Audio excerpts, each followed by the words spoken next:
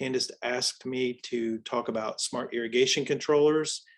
And in particular, are they a good fit for utility rebate programs? So I know how people like to get right to the point. So that's it. Yes, is my answer to that. I'm not going to leave you there because, as with anything in life, the devil's in the details. So there's a lot of important details. You'll hear me talk about smart controllers and kind of compare and contrast them with indoor programs like toilets and so forth. The details matter here, so let's get into it. Well, I always open my talks with the why, and if you're from the Western U.S., you don't need to know the why. You're living the why. You all have seen these headlines, and really dramatic steps are being taken, banning turf grass in Las Vegas and things like that. So it's a serious situation. I hope to convey that I think smart controllers can be a path, probably one of many paths that are going to be taken. But a little bit about our part of the world here. We're a growing state. We are an urbanizing state. And a lot of people look at Florida and say, wow, you've got a lot of rain, 50 plus inches of rainfall a year.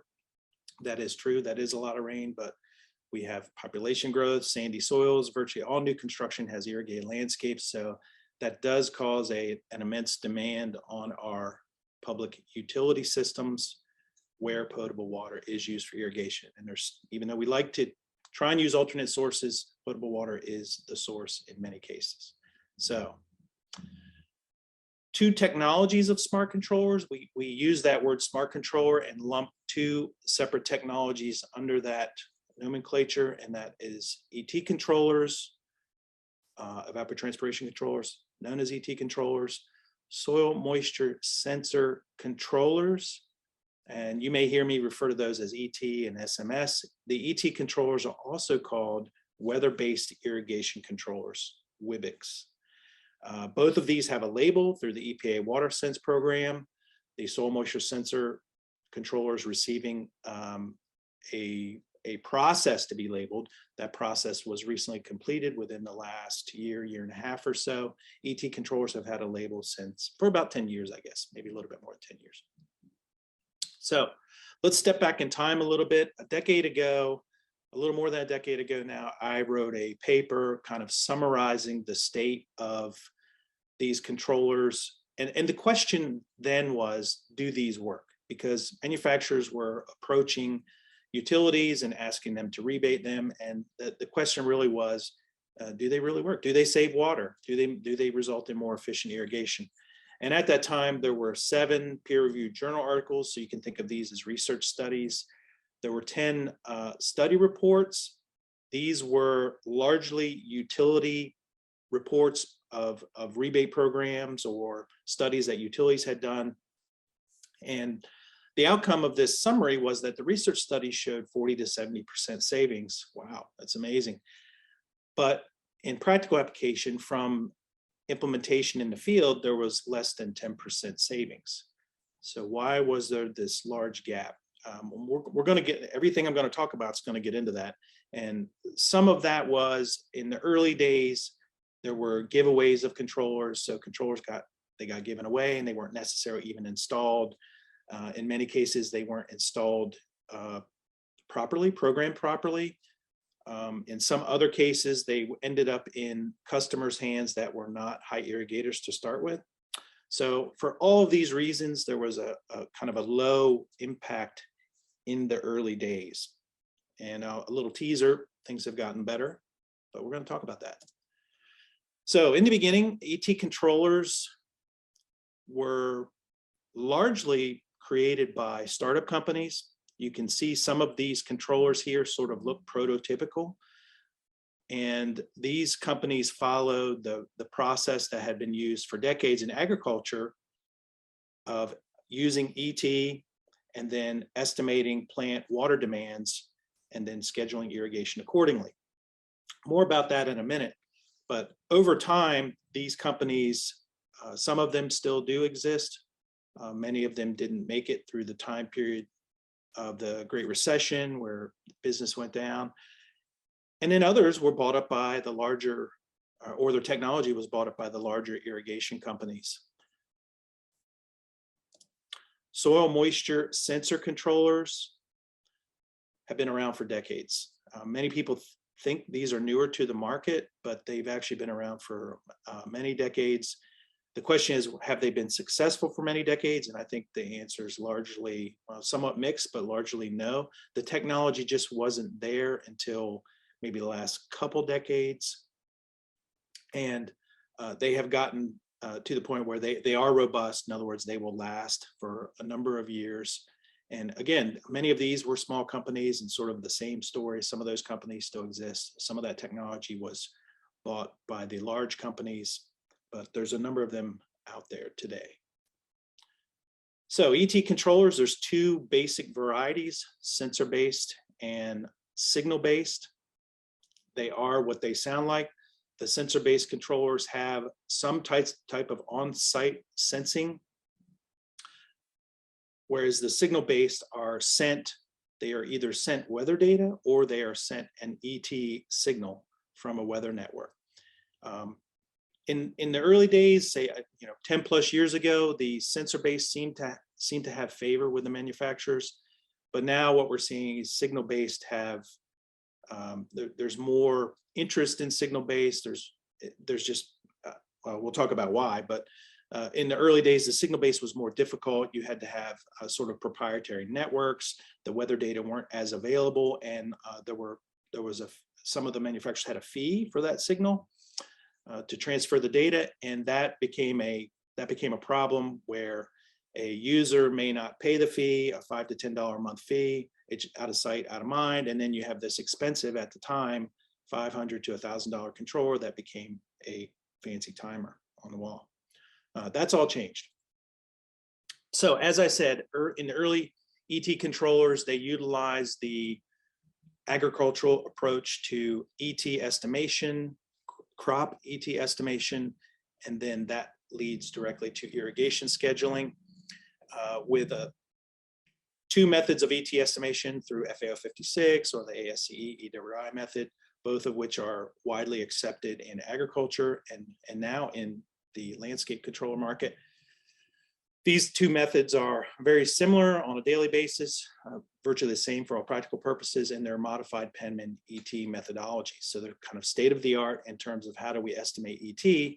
And then you use, for agriculture, use this KC or crop coefficient as an adjustment factor to adjust this ET number to estimate crop ET. And ET, you multiply the KC by a reference ET, and that reference ET is determined from weather parameters, from a weather station like you see here.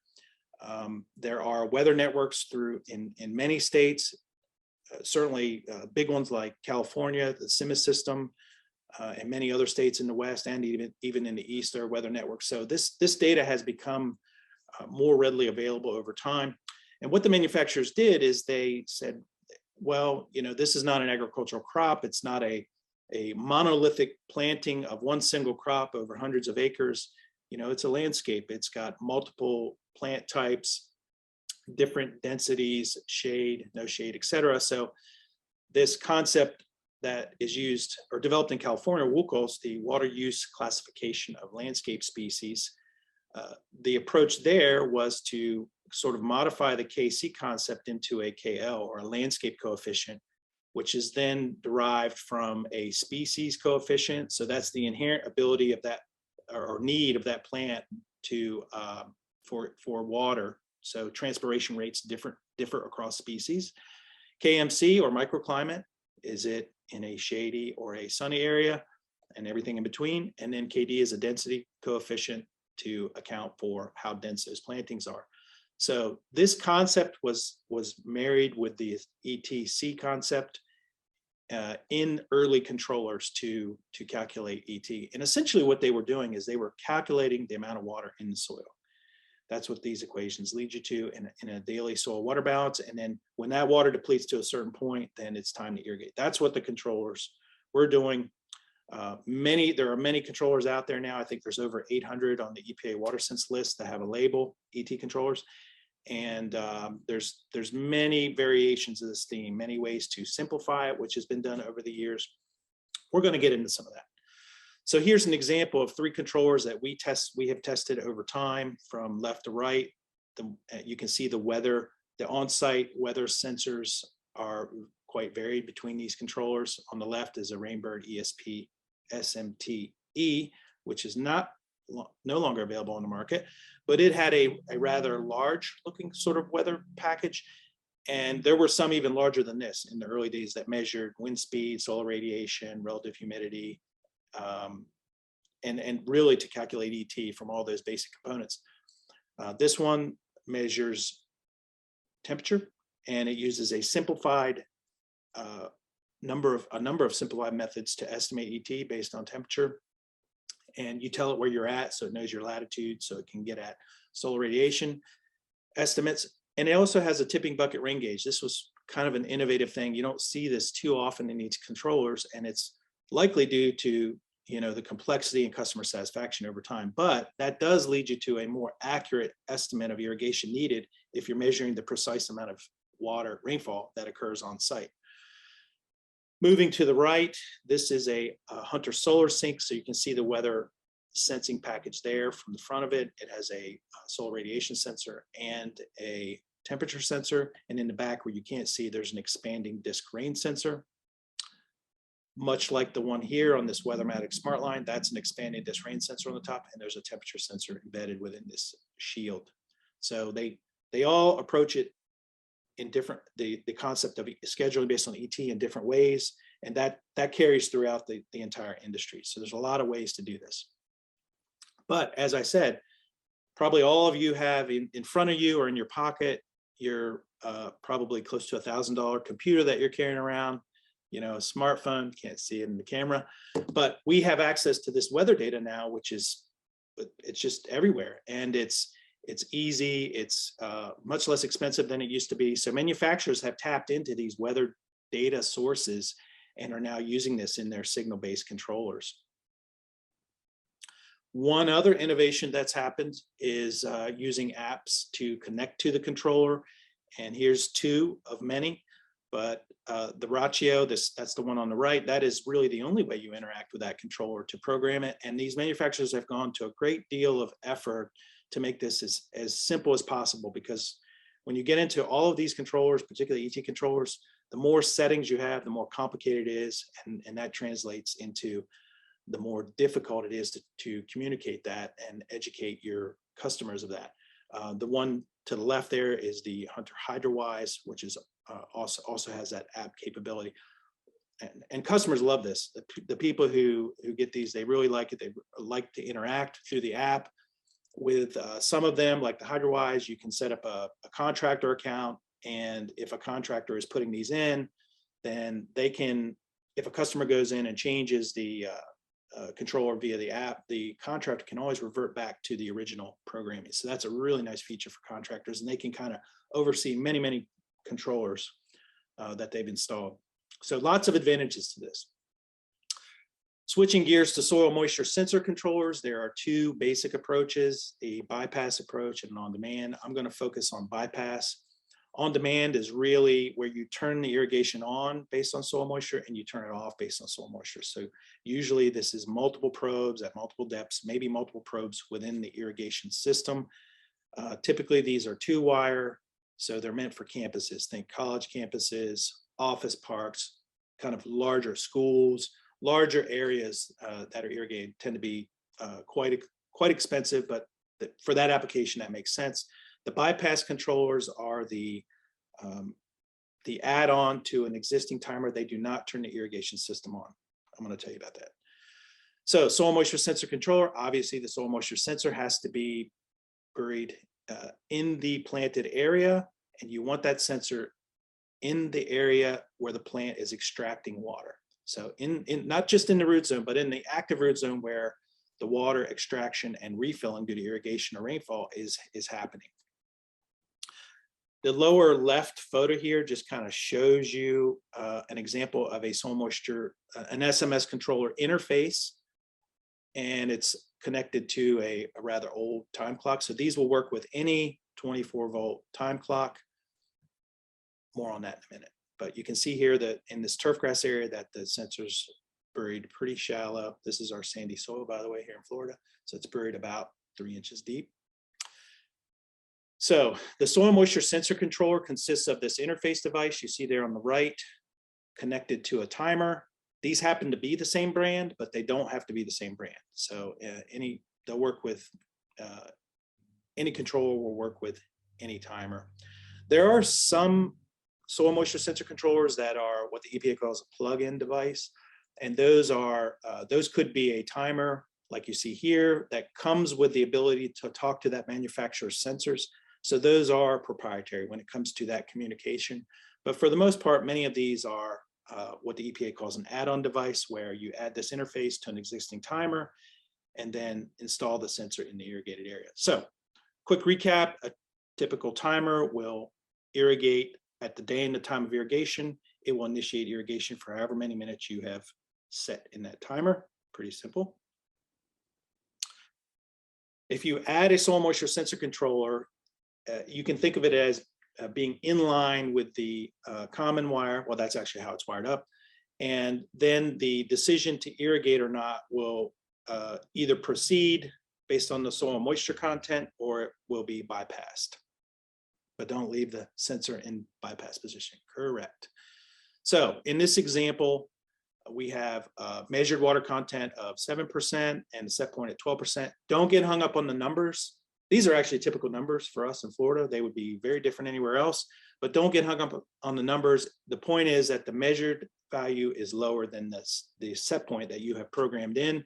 These numbers vary depending on where you're at, depending on your soil type. They vary depending on manufacturer. There are different numbers in different devices, depending on what the manufacturer, what process they use.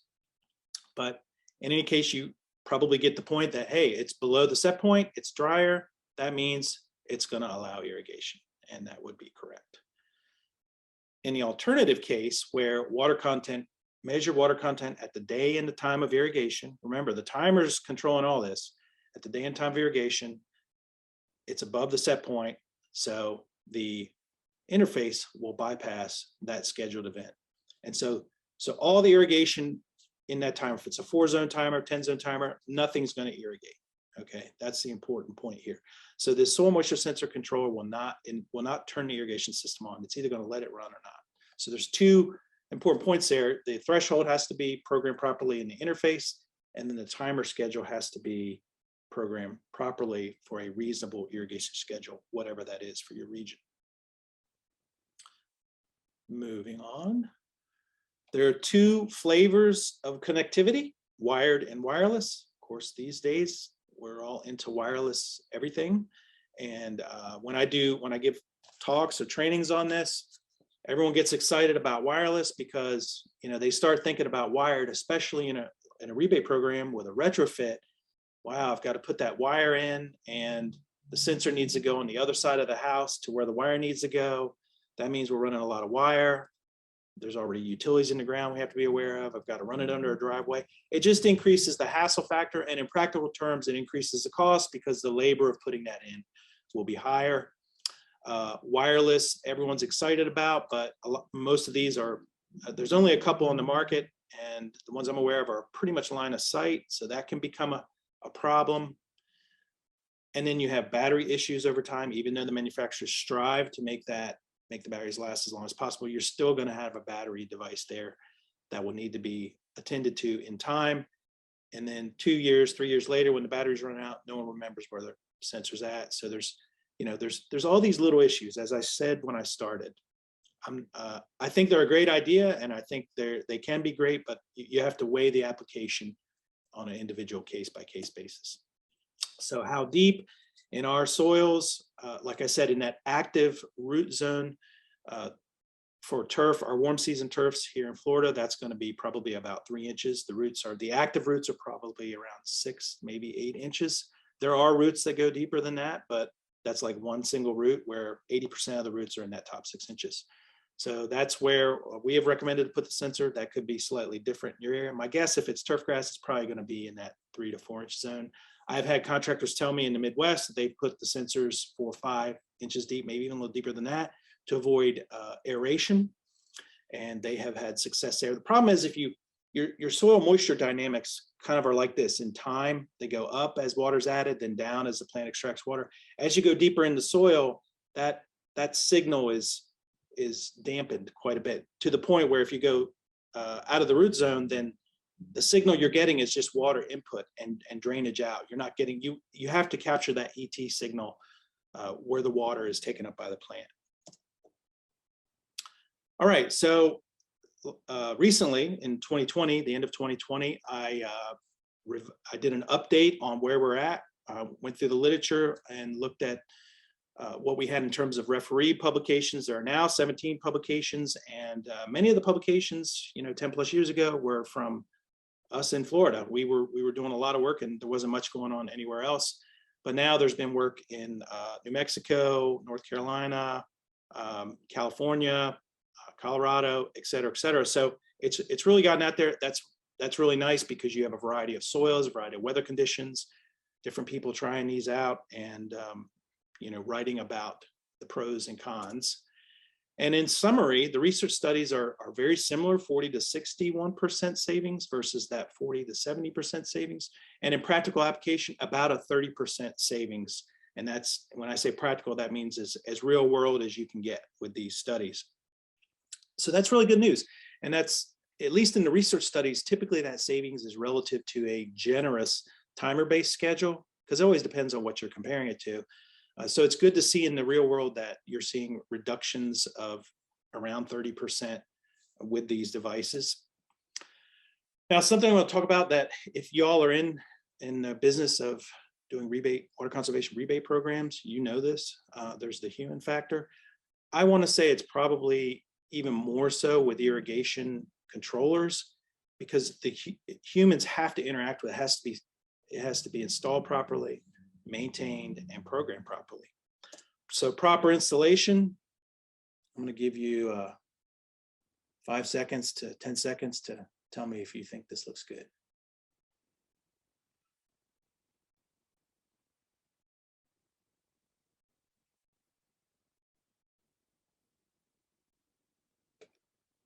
I gotta know.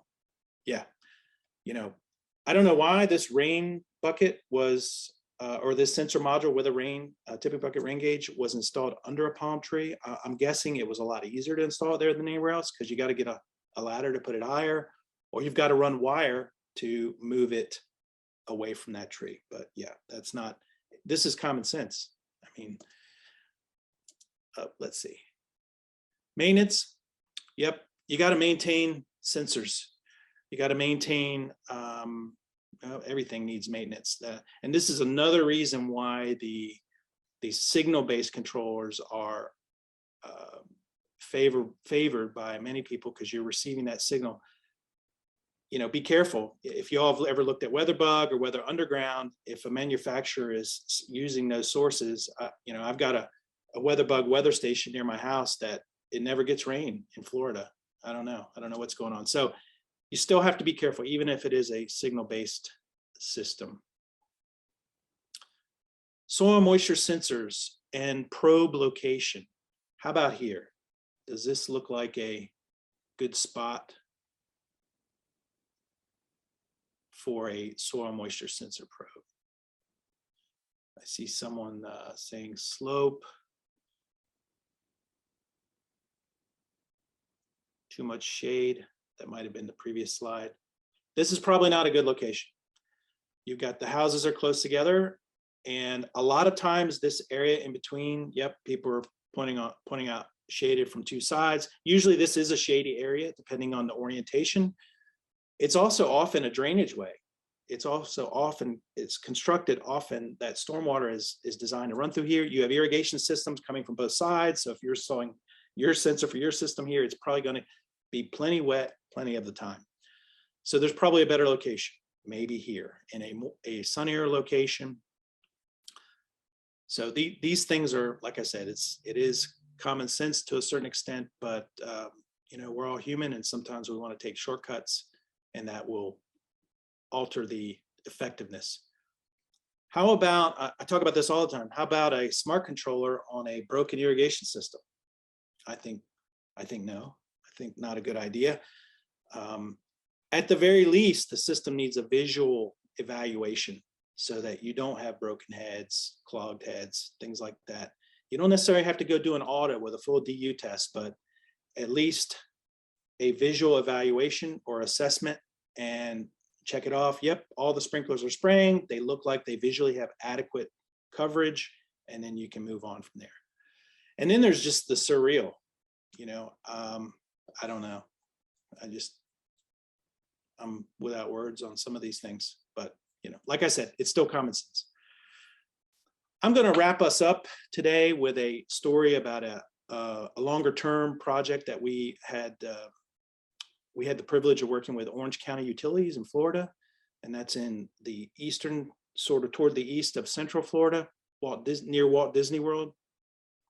And this study was initiated 10+ years ago, talking about it, and then implementation was probably a couple years. The idea that Orange County Utilities wanted was they wanted to look at a couple different types of technology, soil moisture sensors and ET controllers, and they wanted to implement those on single-family homes in the county on excess irrigation users. Single meter, these customers by and large all had single meters, but they gave us the monthly potable meter data for 3 years prior to the initiation of the project, and we analyzed that data, estimated indoor use on a per capita basis, and then the residual we said was irrigation. They had at the time just over 130,000 single family homes, and we analyzed those data, compared those, used weather data to compute ET from a typical landscape, like I talked about before, using similar equations. And then we analyzed their data, and they had to be excess users for at least 3 months for every year of those 3 years prior to the study. So these were really, really excess irrigation users. And to take it even a step further, we calculated the theoretical demand at about 36 inches per year for this region. And so we said, well, we're doing a lot of estimating here. We're assuming lots of things. So we want to make sure they're excess customers. So we said 1.5 times that on their average use, up to 4 times that. So that ended up being almost 4.5 inches per month, up to 12 inches per month was our kind of our bracket. Because under that, we weren't sure if they really were excess users. And you can see the majority, we see this in utility data all the time, that the majority of customers are low to no irrigation, 10 millimeters per month. That's not even half an inch per month. It's probably not even irrigation. So we identified 7,400 potential customers that were excess irrigators. The county sent out letters to these customers, and we ended up getting 800 plus responses. And then that started a process of us contacting them, visiting them, evaluating them. This is a map of the county. The diagonal line here roughly splits 2 soil types in the county. Above that line are sandy soils. Below that line are flatwood soils. Flatwood soils are sandy by texture. They tend to have a bit more organic matter, maybe 1.5% organic matter, maybe as much as 2, probably not more. They are formerly swampland, basically, poorly drained areas, and they've been turned into residential areas, but they shouldn't need as much irrigation. So the county wanted to look at those 2 soil types, and you can see how the cluster, I think we ended up with 167 or 169 homes, single family homes in the study, and they were clustered into really mostly subdivisions, neighborhoods, and then some other areas. And the clusters were for 2 reasons. One, convenience. If we needed to go visit with them, which we attempted not to do once the study was kicked off, we didn't want to intervene and change their behavior in any way, practically speaking. But the other reason was because we put a weather station either in the subdivision or proximate to it, and we wanted to have rainfall data within about a half a mile of all of our homes, since rainfall for us contributes a great deal to the plant demands throughout the year. Okay, so we split those customers up into 5 groups. ET plus OPT, SMS plus OPT, and comparison. The comparison homes didn't get any intervention. They didn't get any technology, any controller. Every single home got an an evaluation. We did that visual evaluation of the irrigation system. And if we had more time, I could tell you stories of that. It was quite entertaining sometimes. We made sure the systems were, they didn't have gross errors, leaks, breaks, clogged heads. Those had to be repaired or corrected before they could be part of the program. And then we came in, we had a single contractor do all the installations. The ET and the SMS were installed by that contractor to the best of their knowledge. We didn't do really any training. But we had them on the plus OPT groups. We had them install them using the best practices that we had developed over a number of research projects over the years. For example, all these homes received a day of the week variance. In this region at the time, it was 2 day a week. During the summertime, 2 day a week water restrictions, 1 day a week in the winter. And what we did on the OPT groups, we restricted those to 3 days per week. Three days where there were water windows per week for those. Whereas on the ET and SMS, they got 7 days per week water windows. And they tended to irrigate 7 days per week on some of those. Some other things, we made sure the soil moisture sensor was installed by digging a hole in the OPT group, by digging a hole and inserting that sensor into an undisturbed wall of soil so that you have roots that aren't disturbed. The sensor is right under that growing grass. You backfill the hole, put the sod back on it, and you're good to go. Whereas the contractor dug a hole, put the sensor in the hole, backfilled the soil, and then put the piece of turf on top of that. So that piece of turf has to recover now. You know, you've just kind of ripped it out of its home, and so there's going to be a transition period there. That's not the ideal way to do it, but that's one of the things we wanted to test. So those are just some differences between those groups. Programming the ET controllers, we measured the application rate of each zone using the flow meter, and the contractor used mostly defaults in the control. So long story short, 5 years of research. The comparison homes are on the left. This is average irrigation applied in inches per week. Every single intervention, ET, OPT, SMS, OPT, every single intervention saved water significantly. And the water savings is up here on the top. The OPT did not always lead to more water savings compared to the non-OPT, but half the time it did. For example, you can see here, the ET, OPT on the sand soils use significantly less water than the ET.